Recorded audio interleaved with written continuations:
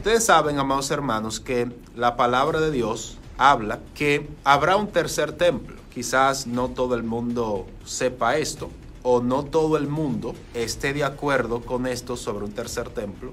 Yo quiero decirle a todos ustedes, amados hermanos, que la Biblia sí profetiza y sí habla de un tercer templo que se va a levantar al final de los tiempos. Podemos, por ejemplo, observar en 2 de Tesalonicenses, capítulo 2, versículo 1, que dice: pero con respecto a la venida del Señor, de nuestro Señor Jesucristo y de nuestra reunión con Él, os rogamos, hermanos, que no os dejéis mover fácilmente de vuestro modo de pensar, ni os conturbéis, ni por espíritu, ni por palabra, ni por carta, como si fuera nuestra, en el sentido de que el día del Señor está cerca.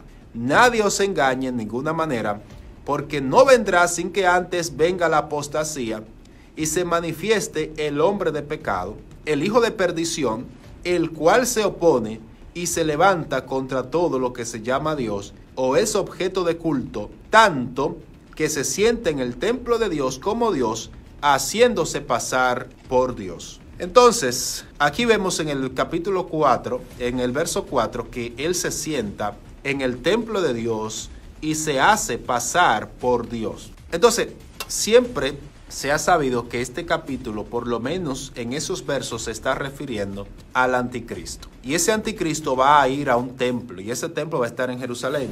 Y quiero hablar de la historia de los templos en Jerusalén. El primer templo fue construido por el rey Salomón, cerca del 1000 antes de Cristo, 1000 años antes de Cristo aproximadamente. 1000 o 1970 por allá aproximadamente.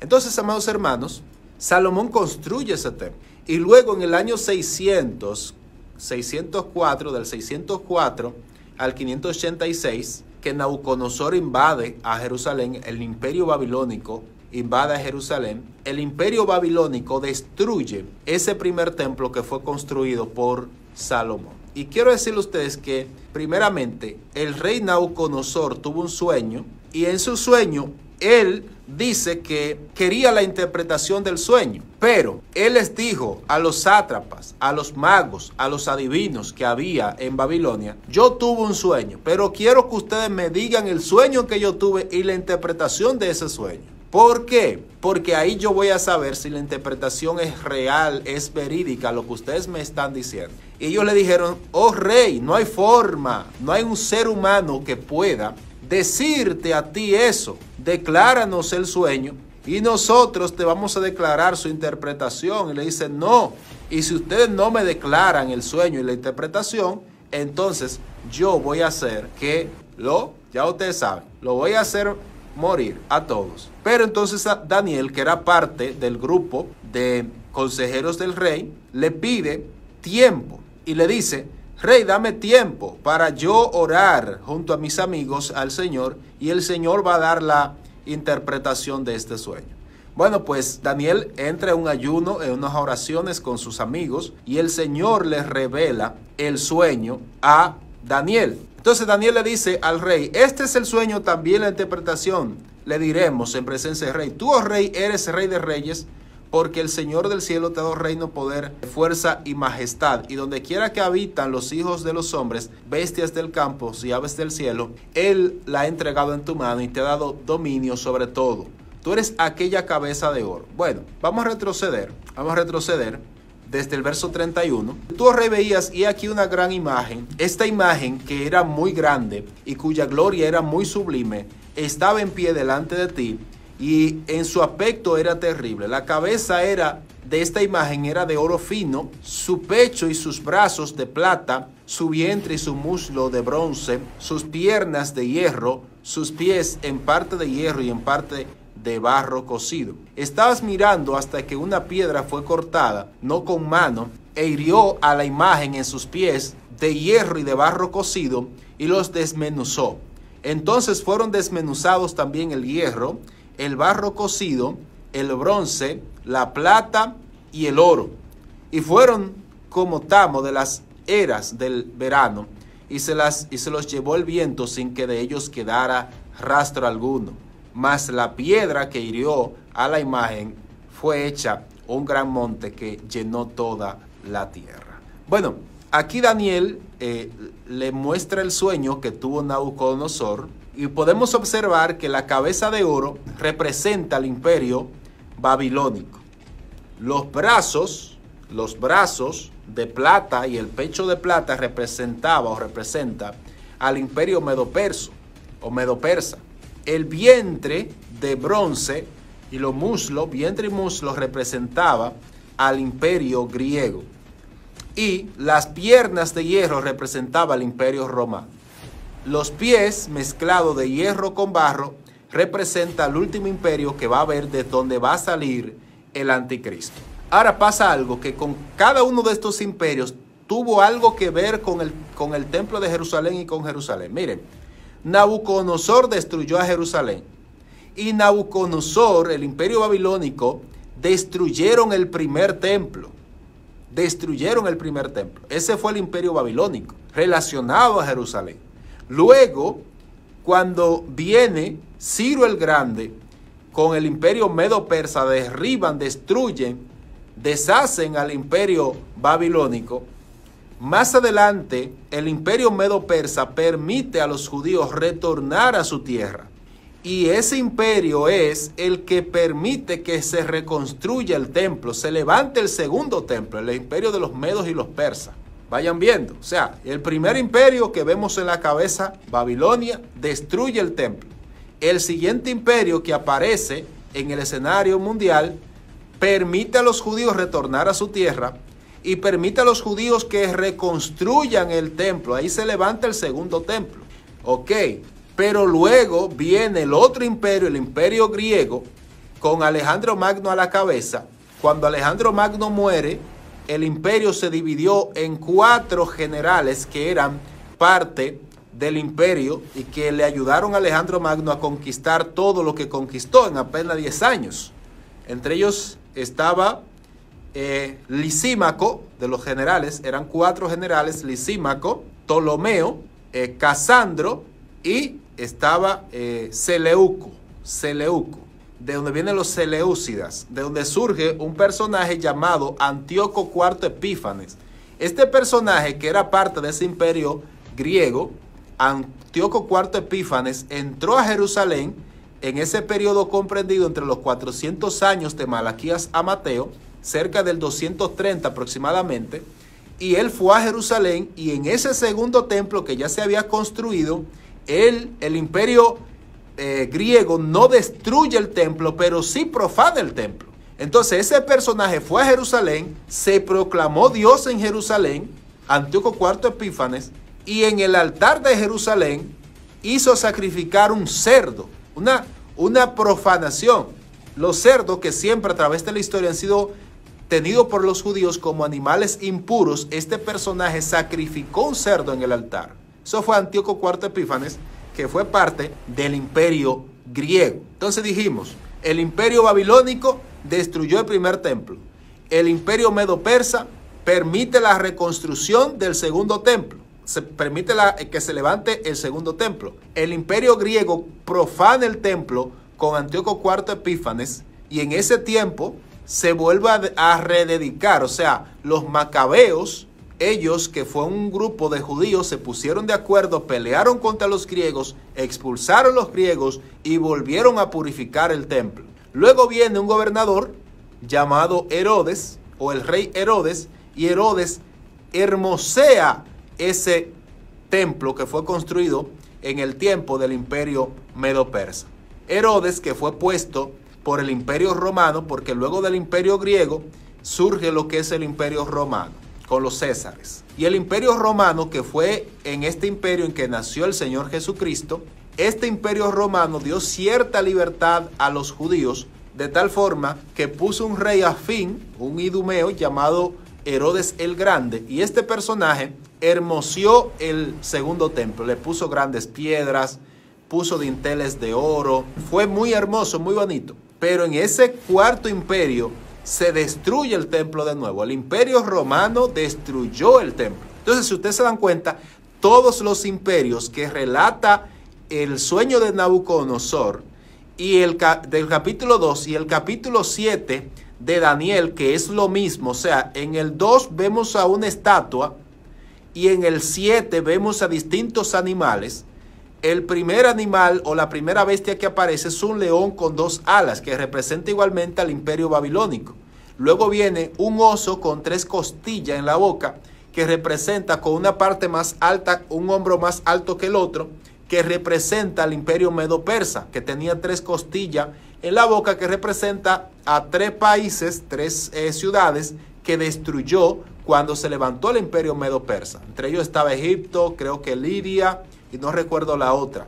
Y luego vemos a un leopardo que tiene 4 cabezas, que representaba al imperio griego, con Alejandro Magno, y después que Alejandro Magno muere, entonces esas 4 cabezas representaban a los 4 generales que se dividieron el imperio, como le dije, Lisímaco, Ptolomeo, Seleuco y Casandro. Esos 4 generales se dividieron el imperio griego.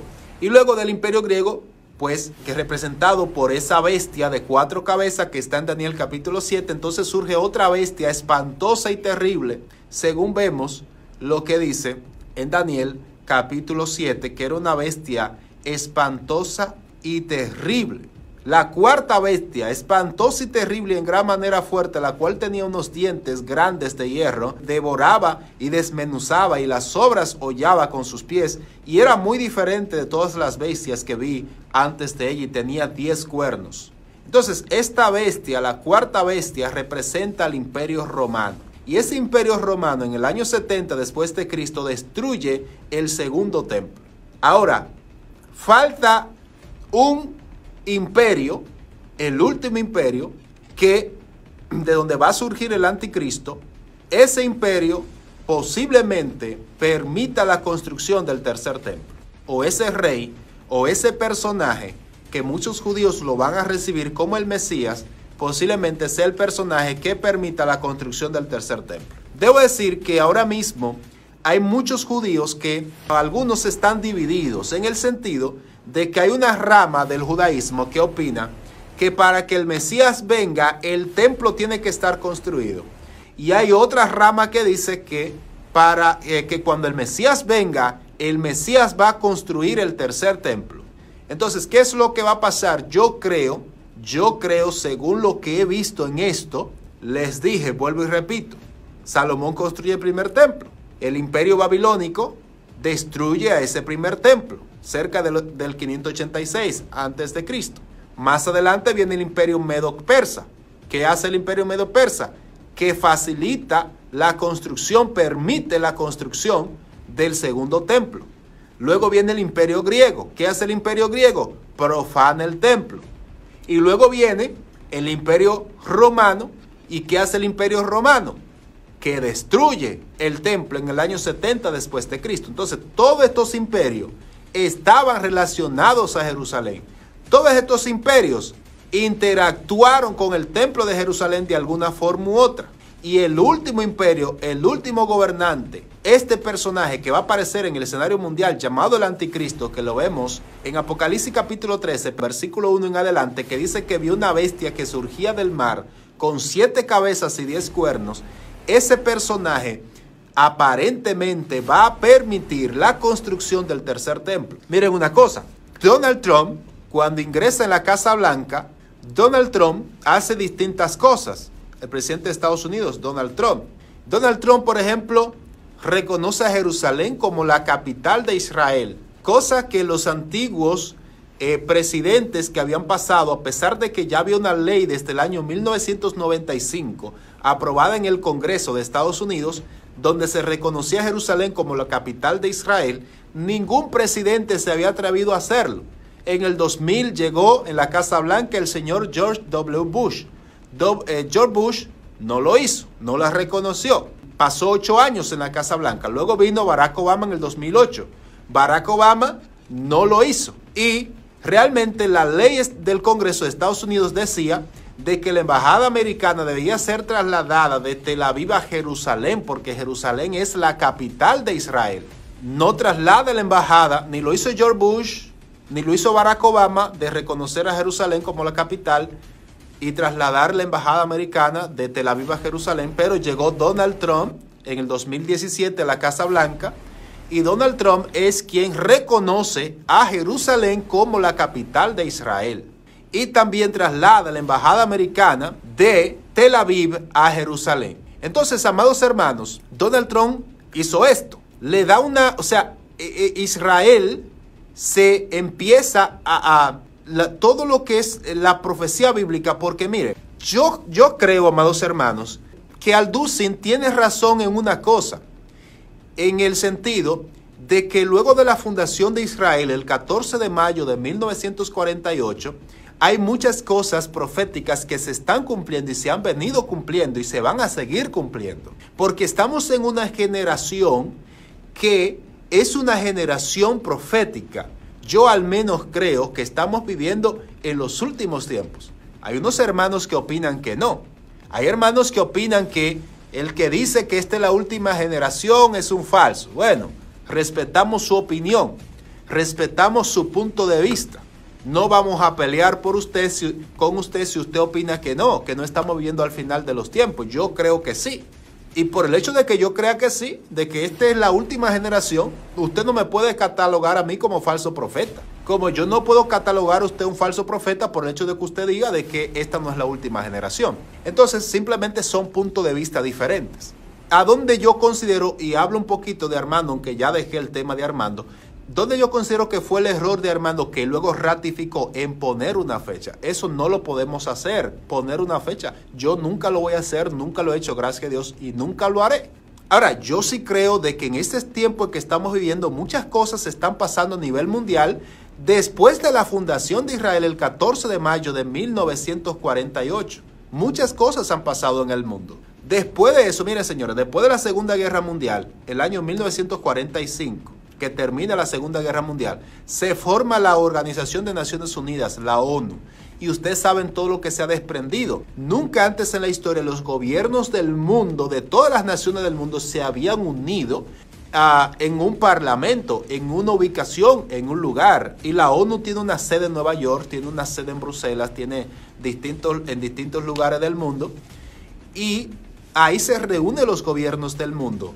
Y el anticristo básicamente tiene una plataforma en la ONU para dictar cualquier ley que se aplique a nivel global, a nivel mundial, porque ahí están los gobiernos reunidos en esa plataforma de la ONU. Quiere decir que ahora en esta generación que estamos viviendo, está todo preparado para que cuando el anticristo aparezca en el escenario mundial, él pueda hacer lo que él quiera, tal como fue profetizado en la palabra de Dios. Entonces, amados hermanos, después del 14 de mayo de 1948, muchas cosas están pasando. En el 2017, Donald Trump entra a la Casa Blanca. En el 2018, 70 años después de la fundación de Israel, ¿qué hace Donald Trump? ¿Qué día trasladó Donald Trump la embajada americana de Tel Aviv a Jerusalén? La trasladó exactamente el 14 de mayo del 2018. La trasladó Donald Trump, 70 años después. ¿Y por qué Donald Trump lo hizo así? ¿Quién le aconsejó a Donald Trump que lo hiciera el 14 de mayo de 2018? ¿Quién se lo aconsejó? Quizás Jared Kushner, que es yerno de Trump, que es judío. No sé. Bueno, el asunto es que Donald Trump lo reconoce en el 2017, en diciembre, el 6 de diciembre del 2017, Donald Trump reconoce a Jerusalén como la capital de Israel. Y en el 2018, el 14 de mayo, traslada la embajada de Tel Aviv a Jerusalén, 70 años después de la fundación de Israel. Señores, algo está pasando aquí. Algo está pasando aquí. Porque después de 2000 años, miren, después de que después que el segundo templo fue destruido por el Imperio Romano en el año 70 después de Cristo, Israel, que había pasado dispersa por las naciones, se vuelve a fundar como nación el 14 de mayo de 1948 y en el 2018 Donald Trump, presidente de Estados Unidos, muda la embajada americana de Tel Aviv a Jerusalén y reconoce a Jerusalén como la capital de Israel. Estamos viendo a Jerusalén nuevamente en el escenario mundial. Estamos viendo a Jerusalén nuevamente en la atención de los gobiernos del mundo. Y nosotros sabemos que la profecía bíblica dice, Zacarías 12, versículo 3, y dice, en aquel día yo pondré a Jerusalén por piedra pesada a todos los pueblos. Todos los que se la cargaren serán desmenuzados, bien que todas las naciones de la tierra se juntarán contra ella. Entonces el Señor dice que Él pone a Jerusalén como una piedra pesada que hará temblar a todas las naciones de alrededor. Entonces, Jerusalén ha estado en el foco de la historia, amados hermanos. Desde que Jerusalén fue conquistada por David, que fue David quien conquistó a Jerusalén, y que fue David quien mudó la capital de Israel, que estaba en Hebrón, David la mudó a Jerusalén. Desde ese entonces, amados hermanos, y de hecho, desde tiempos atrás, desde tiempo antiguo, Jerusalén ha estado en la historia de la humanidad. Y en este tiempo está Jerusalén en el centro de la atención mundial. Y Jerusalén estuvo en el centro de la atención del imperio babilónico. Estuvo Jerusalén en el centro de la atención del imperio medo-persa. Estuvo Jerusalén en el centro de la atención del imperio griego. Estuvo Jerusalén en el centro de la atención del imperio romano. Y estará Jerusalén en el centro de atención en el imperio, en el último imperio que se va a levantar, gobernado, comandado, dirigido por el anticristo, el hijo de perdición, el cuerno pequeño, el inicuo, como usted le quiera llamar, el último gobernante mundial, el último emperador mundial que se va a levantar, este personaje, el anticristo. Entonces, ese personaje aparentemente es quien va a construir o a permitir la construcción del tercer templo. Ahora, ¿qué sucede? Que cuando el anticristo aparezca, la construcción del tercer templo, amados hermanos, eso puede ser en un 2x3. Con la tecnología de construcción que hay ahora mismo, amados hermanos, ese tercer templo se pudiese construir en meses. En meses. Y una cosa, amados hermanos, es que ya los rabinos judíos, encabezados por el Instituto del Templo, tienen ya la mayoría de los instrumentos del tercer templo. Ellos han confeccionado las vestimentas de los sacerdotes.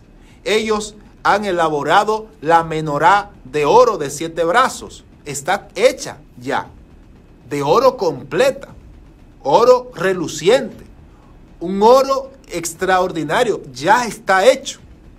Esa vestimenta, como les dije, de los sacerdotes, la vestimenta sacerdotal, ya está confeccionada, ya está lista.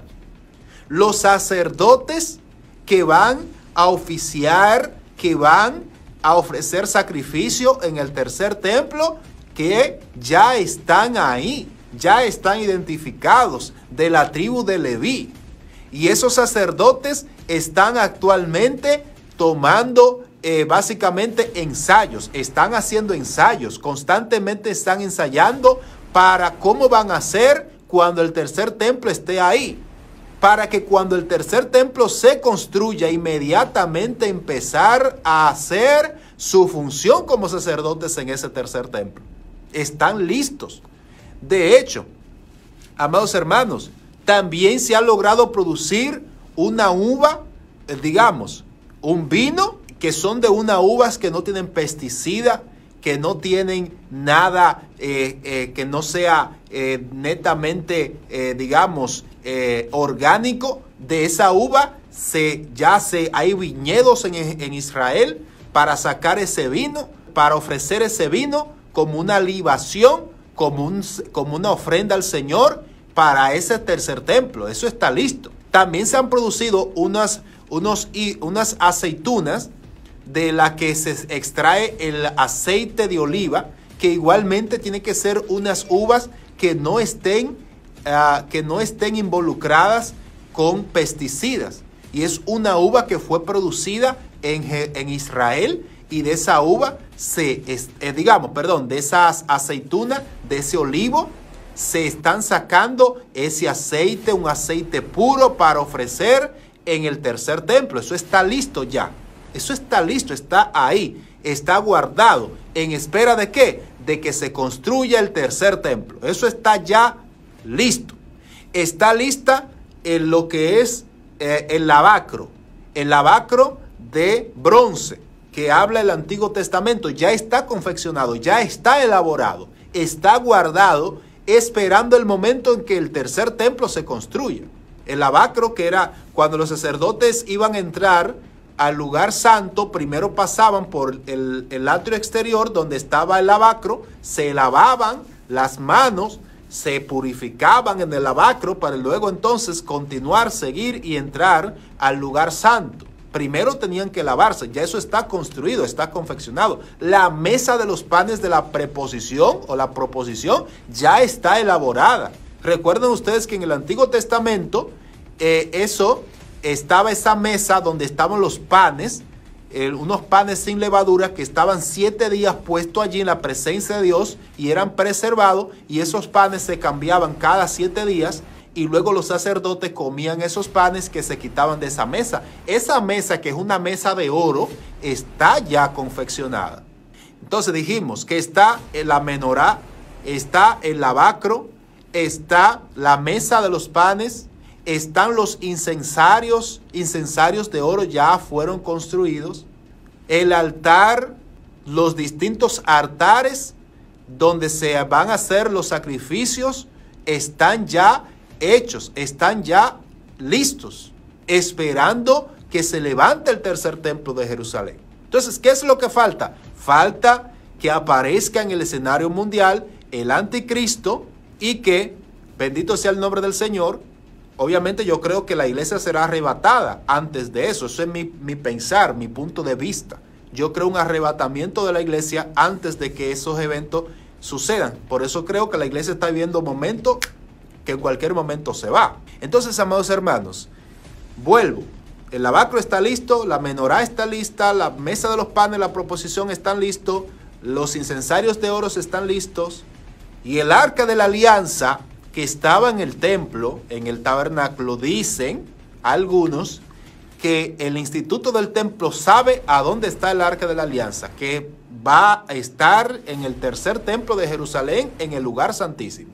Dicen que supuestamente el arca de la alianza está en un túnel debajo de lo que es la mezquita de Al-Aqsa, el domo de la roca en Jerusalén. Supuestamente el arca de la alianza fue escondida por Jeremías cuando Nabucodonosor fue a Jerusalén, destruyó el segundo templo, y dicen que el profeta Jeremías, junto a otros sacerdotes, como ya el Señor le había advertido que iban a destruir a Jerusalén, dicen que Jeremías y esos sacerdotes escondieron el arca de la alianza en un túnel debajo del monte del templo. ¿Quién fue que construyó el primer templo? Salomón. Dicen que Salomón hizo distintos túneles para que, si en caso de una invasión de un ejército enemigo, los utensilios del templo pudiesen fácilmente ser escondidos en esos túneles, que son unos laberintos que hay debajo de ese lugar,